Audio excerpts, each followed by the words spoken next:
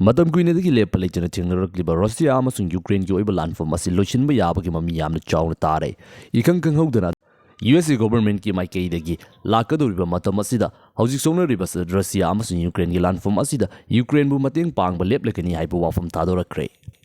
US ki anauba president oiriba Donald Trump ki maikaidagi makna board hek lakpaga hauzik songnariba Russia amasung Ukraine gi oiba landform asibu loisinabagi damakta adamak fongdoktuna laklibani.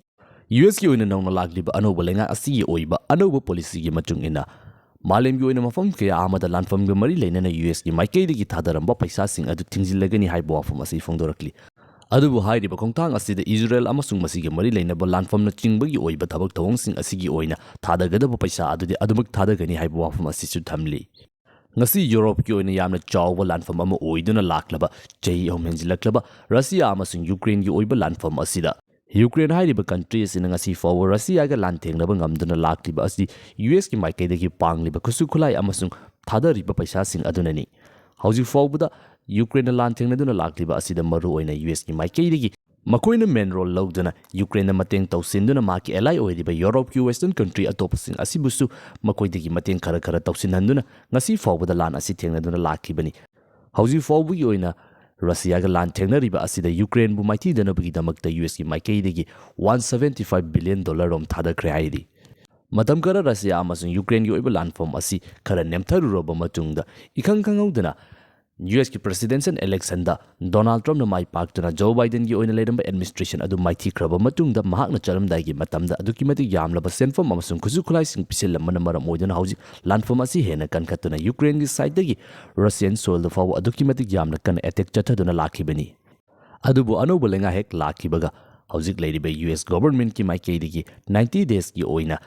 landform ga mari leinaba US ki maikaidagi atop mafam kaya amada samdoklamba paisa adu matam kharagi oina piba leplagani haiba wafam asi fongdorakhibani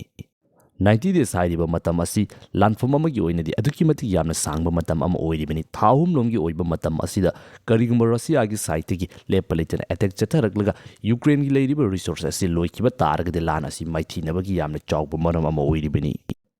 Housing US ki site ki paisa thada ba lepkroba matungda Ukraine gi maraiba asi kari oigani haibasi yamna chawba wang ama oiri US ki site ki aduki matik yamna ba send from $175 billion thada haiba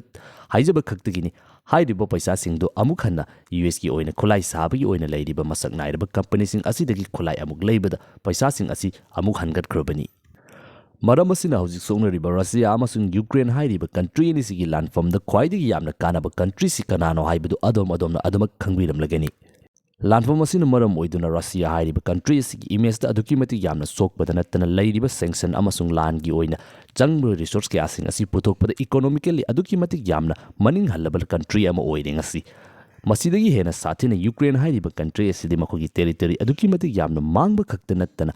amuhana country asi hingba yabaki moong amada semgalakpa matamda yamlaba senfam amaga loinana matam kayama changadoribani